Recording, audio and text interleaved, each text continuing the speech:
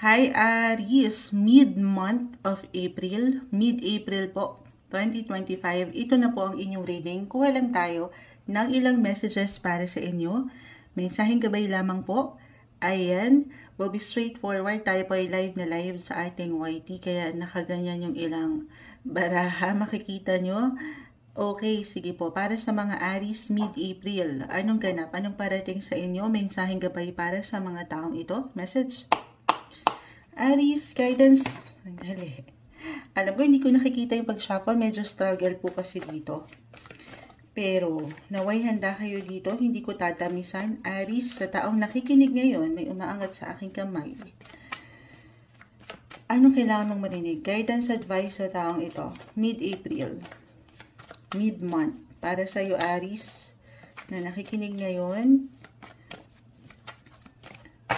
Ano pang message ang kailangan mong marinig? Guidance, advice para sa mga Aries.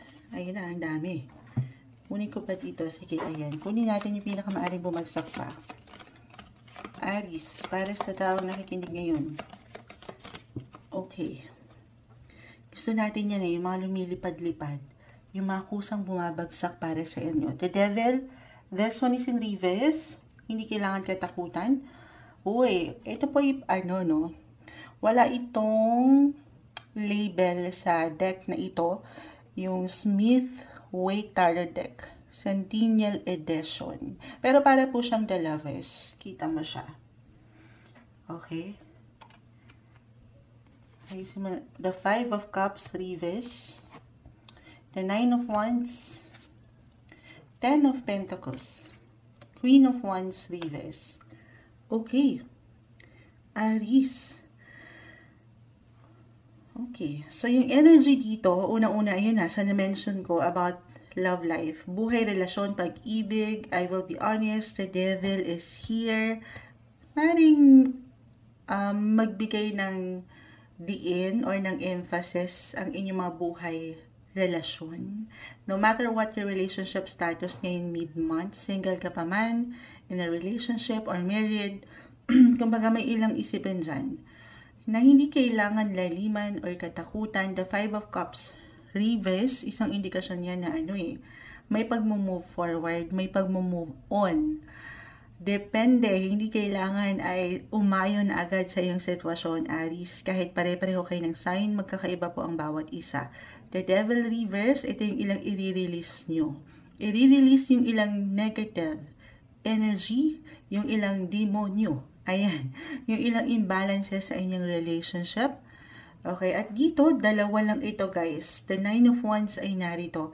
The Ten of Pentacles, medyo 50-50 tayo. Depende sa sitwasyon, aking uulitin. Kung dalawa lang. Dalawa lang. It's either patuloy kayong mag-grow, may kayamanan akong nakikita, may kasaganaan as bilang pamilya. The Ten of Pentacles, pakita natin sa live. Or, ayun na yung na-mention ko, no? Tuluyan nyo itong i-release. Itong sitwasyon o relasyon na ito. Yes po.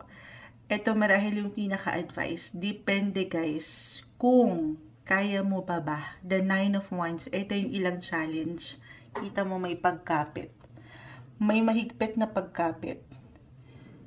Kaya mo pa ba itong ilang test ni Kuya? Ni Big Brother? Ay, yes po. Diyan ko may apply si Kuya. Kung baka parang iniiwanan kayo ng ilang extra responsibilities sa relationship, especially po. Alam mo, mag-a-apply po itong bumabagsak astrologically. Kasi, sandali, check natin. Tama, si Mars. Si Mare, si planet Mars will enter your 5th house. Biglang, 5th house of love life po. Yes po. Oo. So, and, ayan, medyo nagulat ako kasi Leo, nasa sign ng Leo si Mars. Lilipat siya sa sign ng Leo at sobrang compatible yan sa inyong mga sign Aries. Pareho kayong fire signs. So, may pagtulong ni Planet Mars, okay? May pag-init ng inyong mga love life. Yun lang, depende kung paano nyo i-handle ang situation. Kung paano nyo mapapaangat yung pagtitiis na ito. Reversal po ang enerhiya. Again, pwede itong mag-apply sa iyo mismo or sa iyong kapareha. Yes po. Pero may pag-move on, move forward, may pagpapatawad para sa mga bago or pagbabago. If ever hindi ito mag-apply, Moonchild, wala sa isipan ko ang ito, yan, yung love life, single ako, wala dyan yung priority, pwede itong mag-apply kasi sa 5th house na mention ko na rin, napakalawak po. Pagdating po sa inyong mga baby, if ever meron na kayong anak, meron kayong focus, yung higit na energy nyo ay mapunta sa inyong mga anak, or meron lang kayong extra attention na kailangan doon, kumbaga yung TLC, na kailangan, yung tender loving and care pagdating sa bata. Okay? Or other messages, if ever hindi pa rin yan mag-apply, pagdating ito sa inyong mga passion, sa mga gusto nyong gawin, okay? Kahit sa simpleng sports, hobby, baka makatulong. Okay? Single, especially. Or kung meron kayong pinagdadaanan talaga sa buhay, pag-ibig, at ito'y mag-apply. Kumbaga, why not? Couples, try something new, something different. Kung meron kayong mga pagkakapareho or parehong hilig, sumubok. Kumbaga, para higit nyong mapainat or mapalago, mapayaman ang inyong pagsasama sa kabila ng ilang challenges po na ito na aking nakikita. So, nagbigay diin una pa lang ang inyong buhay, relasyon, pamilya, anak. Okay? Ayan. Kung career ito, ayan, 10 of Pentacles. Claim natin na may magandang possibility po when it comes to your career. 9 of Wands. So, wala namang madaling trabaho. Kung ipapasok natin, i-relate natin yung challenges na aking na-mention. Diyan yung mag-a-apply. Kung kinaya mo, kung baga pinagtsagaan mo, yung lahat ng efforts, yung sipag, Aries, yan ay hindi mababaliwala. Laban lang, tuloy lang. Ito yung umaangat para sa inyo ngayong mid-month of April 2025.